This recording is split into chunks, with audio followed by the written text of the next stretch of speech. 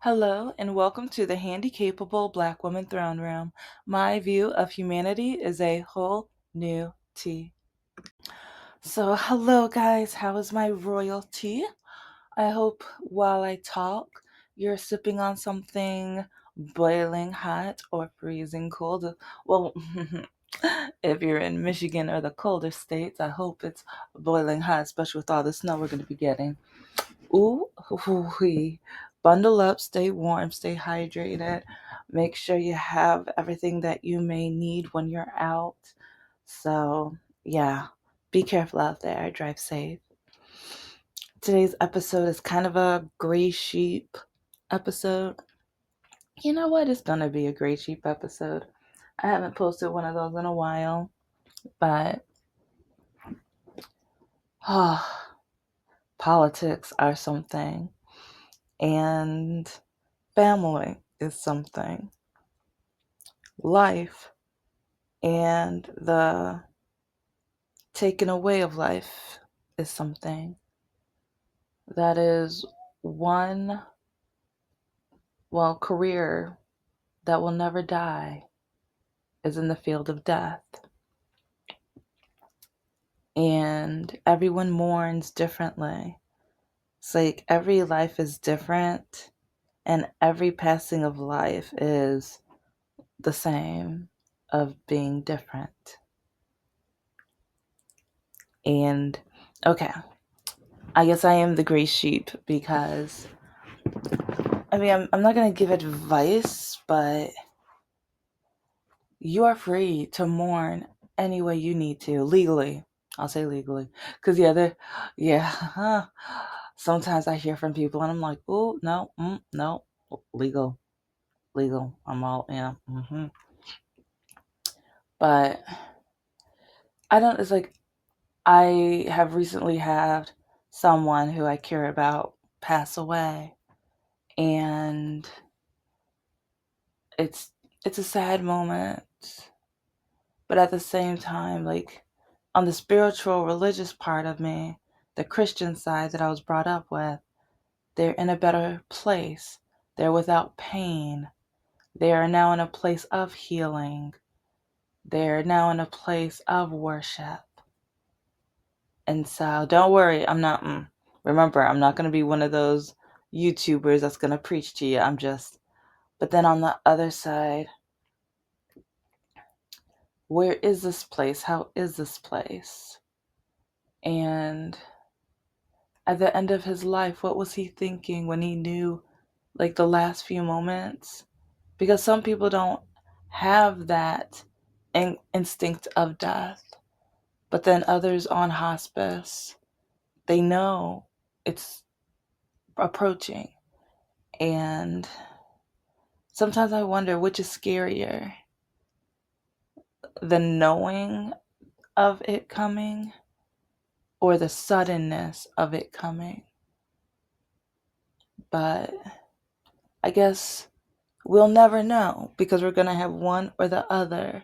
We don't get a second. Like, sometimes I wonder, like, with how big this galaxy universe, all the constellations and everything, I'm like, we only have one shot within this whole entire galactical, like, spheres and everything. So I don't know. Sometimes I just wonder, like, it has to be more complex than this. It has to be. But who or how will we ever know, you know? But I was on the phone with one of the family members of the one that who has passed. And I was speaking from my heart, and I was just like, make sure you stay hydrated, make sure you eat. And I even mentioned, like, after my mom passed away, it's like, I had fruit snacks. I had animal crackers or little things next to my bed.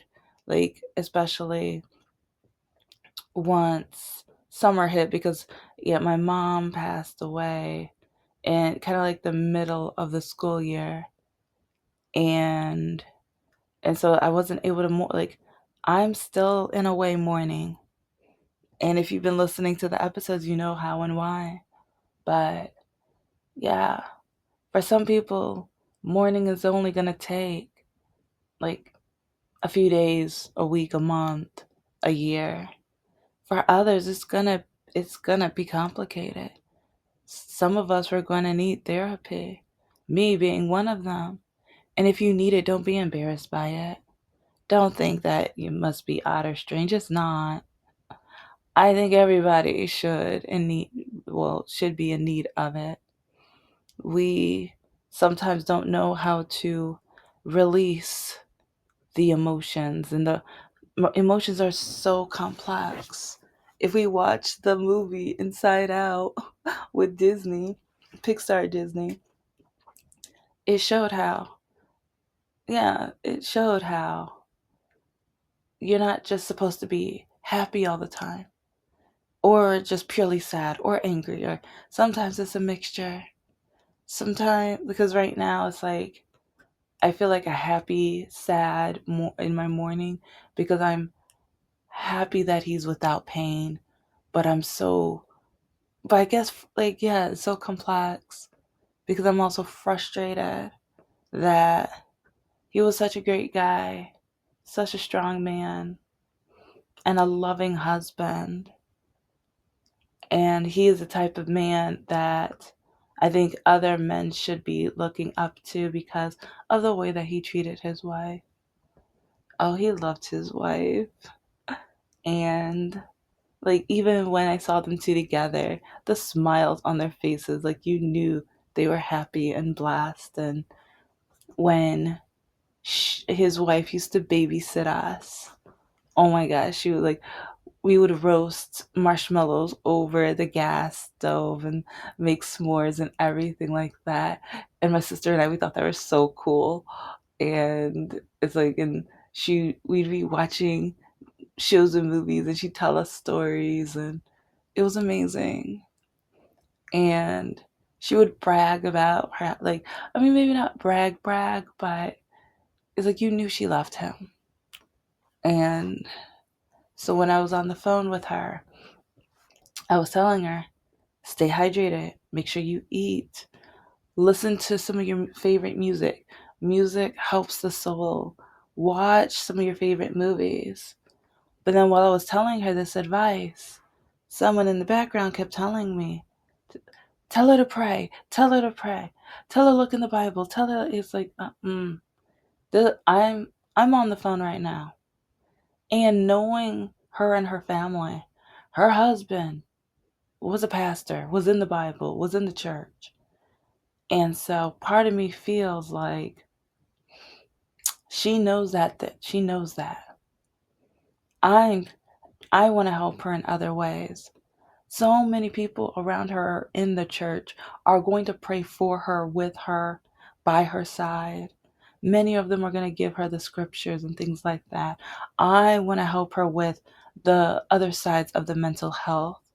I want to help her, and remind her to like even nibble on things to make sure she is like eating and stuff. Because even when I mention stay hydrated, she was like, "Yes, that's what my sister said." Because it's like I've been forgetting, or it hasn't been on my mind, and or the day goes by and I don't know how to feel. So what I'm telling you guys is speak from your heart always. And some people might try to tell you, say this, say that. No, say what you need to say. Say what comes into your heart, because everyone mourns differently. When my mom passed, I was playing some of my favorite shows, listening to some of my favorite music, because that helped me. And some of it was anger music. Because again, if you guys know, and especially now, like, I wasn't diagnosed. I didn't know about the disability I was born with. And a lot of the conflicted things that went on with my mother. I and so, like, being in so much pain when she passed, still not diagnosed. This is before my surgery too, so my walking was getting even worse. So I was mourning because even everyone else was telling me what she was saying about me before she passed. Everyone was telling me, make sure she's taken care of. Make sure you find out what's wrong with her. And part of me is just like, how come you never told me that? How come you've always blamed me? How come you've always told me, as long as you walk like that, no one's ever going to want you, love you, or marry you? But now, before you leave this earth, you're telling everybody else to make sure they find out what's wrong with me. But you are not capable of telling me.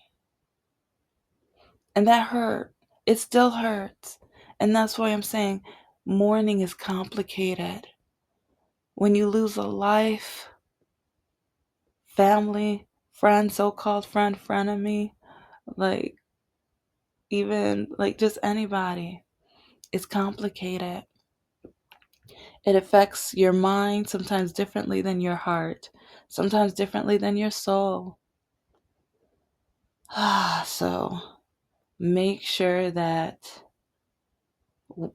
if when someone else says they've had a passing, remember what maybe you had to go through. Because like once I'm able to drive and once I'm getting my businesses together, since I it was so complicated with my mother, and since she is one of the reasons I never got to go to my college graduations. And even after I got diagnosed, that hurt so badly when I opened that email, when I found out the results. During COVID, when that doctor can't be face to face, but if I just remembering that voice and how he told me the results, that hurt so badly. And it kept making me think, if my mother was here, if my mother was here, what would she say? Would she apologize? And I'm dealing with that. I am. I'm not gonna lie, I am. Some people might say, just get over it, she's gone now. Or you shouldn't be talking bad about Sometimes when people tell me, don't talk bad of no, you want to speak your truth. In the Bible it says thou shalt not lie. So if I don't speak the truth, then I'm like, what am I doing? And I mean, I think I should be allowed to express myself. And while mourning, I think it allows you to express yourself even more. And the fact that when she passed, I was upset because I was hoping one day that I could have my house and I could, if not, like I was dating a guy who said he would never marry me, but I was like, okay, it's like once I get the house and I'm in that serious relationship, at least it's somebody. And he says he loves me. He didn't really love me. But I like part of me was just like, at least I could prove my mother wrong because he says he loved me. So now at least that proved my mother wrong. At least that one point proved it. Sad as that sounds. Yeah, therapy is around the corner, right? But when I heard the last time, because I've kind of spoken here and there to the person who passed away. And it kind of hurts because I never really got to talk to him. Never really got to sit down and talk to him over the last few or even several years. And they don't know my story. They don't know what was going on. But then they don't know my side because they heard from my mother. And this is why I'm like, mourning is complicated. I remember going downstairs, like getting ready for work, and my mom was on the phone with this person that just passed. And my mom was just saying, she's wasting her time. She's a disappointment. And she was just saying some really harsh things. And I'm just trying to go faster to make sure I get out of the house so I don't have to hear all of the awful things she's saying about me. And some people are like, how do you know? She was saying my name. She was saying my name during this.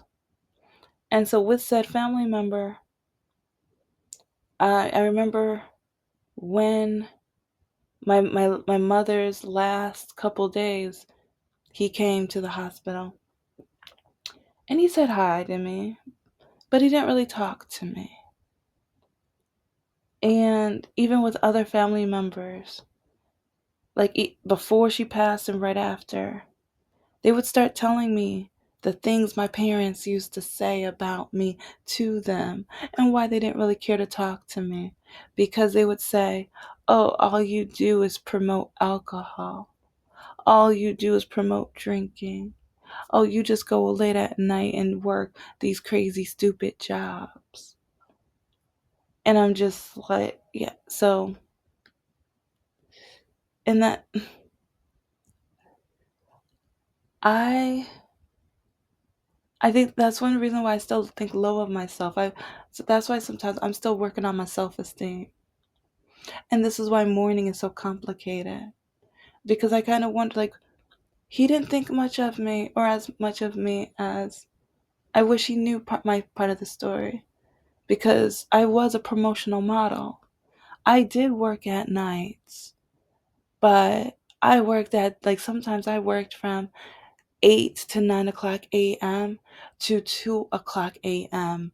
in between jobs working on my grad school homework in the car or like just at random places like McDonald's and stuff doing a homework assignment for a couple of hours before I had to get back in my car to get to the next promotion.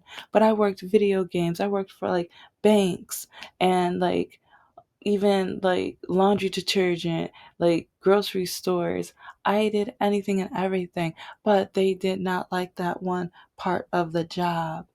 But the one part of the job that helped me to be able to start getting my life together because someone stole my credit, took money, like, and that, yeah, let's just say I've been through it. But yeah, this person only knows that their side of the story. So part of me, I'm mourning, but at the same time part of me is just like I wish I could have had that time. I wish I could have been able to say goodbye on my terms and let them know who I am on my terms. And so, I guess another little piece of advice before someone passes, if you have been prolonging or delaying that talk, do it now. Do it now, babies. My royalty, do it now. Because you never know when death is going to be coming suddenly or invited, or like you never know the situation. You never know their timeline. You never know the health within the body. Because remember, like, I know from experience, I know, and this is why I mentioned my diagnosis in this episode. I know from experience because all my life. I had a disability all my life, and doctors blamed me. I was punished. I was reprimanded. And then when it was time, finally time for doctors to listen, then one said, "Oh, it might be cancer." So then I'm thinking death is gonna be like I'm trying to get my life together. I'm trying to figure out like different goals so that I can conquer them. So that if it is, at least I can say that I have conquered some of the most important things that I've wanted to do all of my life. Things that I was not allowed to do throughout my life. And it's really sad that even with this YouTube channel, I started it after because I wasn't allowed while she was alive. Writing and publishing my books, I was not allowed to. And so, like, just even mourning my past life, because in a way it was my past life, because I am a different person now. Even with how I date, I'm a different person now. how I interact with people. I'm a different person. I've evolved because all of my life, everyone had told me I am the liar, I am making it up, it's my fault, and everything like that. But now that I know that it was their ears that were plugged up, now that I can know that I can express myself, say my points, say my views, and I can be open and tell my truth. And okay, royalty, do that. Like if you need to speak to somebody, or if you just need to speak to the world, if you need to write your book or your poetry or your speech, or if you have life lessons, make sure you do that, babies. Make sure you do that, royalty. Because you never know when the last day is here. And like right now, I'm working on so many projects, and some people are like, work on one at a time. Why are you doing that? Like, no, I don't know when my last day is. It's like you don't know the pain. Because, like, my surgeon, like, in the middle of the surgery, she went back to my father and one of my sisters and said she had no idea how I was able to walk on that leg for that long. She does not know how I was able to get through the pain. Because she said she can only imagine with how my knee was looking. And she said I was one of the top 5 or 10 of the most complicated surgeries she's ever had. Ever had. She said it took 7 people to force my leg, and I repeat, force my leg into a leg brace. So this is why I tell my story. Because for like decades, I was called a liar. I was told I was making it up. I just wanted attention. Well, look now, babies. I'm getting attention now. I want attention now. Because I want the world to know how backwards and awful and terrible some of the health system is. I want to talk about how complicated family is, politics, mourning, the heart. And yeah, I talk about dating a lot too, because when you're black, single, and disabled, you find out the bigotry in people real quick. But I now get to say rest in peace to the past me, because I've changed and evolved. And to the person that has recently just passed, I cherish, because yeah, even though I am sad that they never got to know the real me, the honest me, the the person who was hidden behind the pain, hidden behind the so-called lies, because yeah, those lies were truths, baby. Yeah, he never got to know that. Never got to know that. And so at the end of the day, tell your truth, honey. Speak your mind. Express yourself. More like have that talk. Like if they don't answer the phone, leave a voice message. And if they don't listen to that, hey, you got YouTube, put it out, send them the link. If they don't open it, that's on them. See, if they don't listen, if they don't respond, you tried. Because I did this with one of the people that when I went to Oakland University, there was a woman who she didn't believe me. No one at the university believed me. I tried telling them the stuff I was going through. They didn't believe me. All of a sudden, years after I graduate, oh, look who emails me. So yeah, I told her off. I was going to speak my mind. And I kind of want to do that to some of the others, but no, it's like, one's enough. One's enough. Because yeah, I would say don't go too far. Be petty, but don't spread out the petty. That's why I write novels, and that's why some of the people from that university are now going to be characters in my novels. And the doctors that didn't trust me, that didn't believe me, that allowed me to get punished for something that I was born with. Oh, they're characters now, baby. Yeah, mourning is in different ways. And I'm mourning the past life. I'm mourning the past years of I should have been getting physical therapy all of my life. I should have been going through like seeing certain doctors and getting checked up on and things like that. When I was running track and tennis and things, and my coaches are saying that I'm lazy or I must not be trying or I must not want to do things right. And then ballet because I wasn't kicking high enough. Yeah. And so don't be afraid to kind of like the butterfly, get in that cocoon. If you want to evolve, get in that cocoon and start changing your habits, start changing your mindset. Remember, stay hydrated, nibble on a little something, something. Listen to some music, watch your favorite movies. And like, oh, I'd even met, like, I keep not getting to the point, but I've been saving my money because with the anger, with the mourning that I need to do, they have some of these places where you get to pay to break things. Yeah, I'm gonna need that. Like that's on my bucket list. Yeah, yeah. Because in a way, I need to release that part of my mourning, release the anger that's inside of me because so many people have left this earth thinking I was a liar, thinking I was making things up, thinking that I was not capable or able or worthy to be in their company. And there's some so called friends who think that till this day. And ironically, one of them just invited me to one of his parties.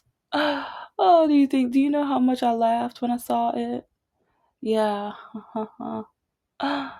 Yeah, let's just say I'm not going. And part of me is like, because I was like, should I go with my disability and all so that I can, but I'm like, why am I going to prove them? Why am I going to prove anything to them?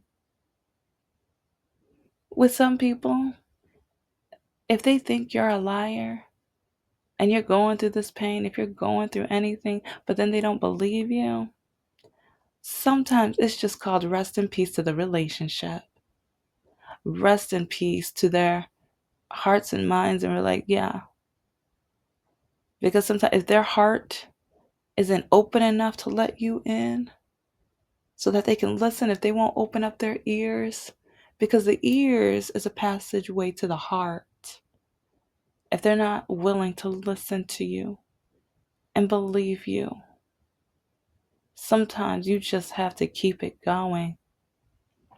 You have to find a person whose life is like open doors, will welcome you in.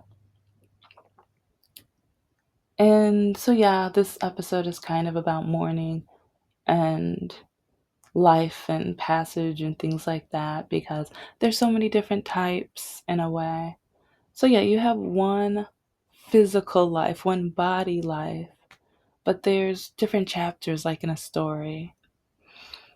Some people want to live the same life throughout their entire life. They don't evolve, they don't change, they don't develop. That's a boring story. If you're scared to change, if you're scared of change, but then there are some people who are in fear of change, either that being a breakup, a heartache, a divorce, even.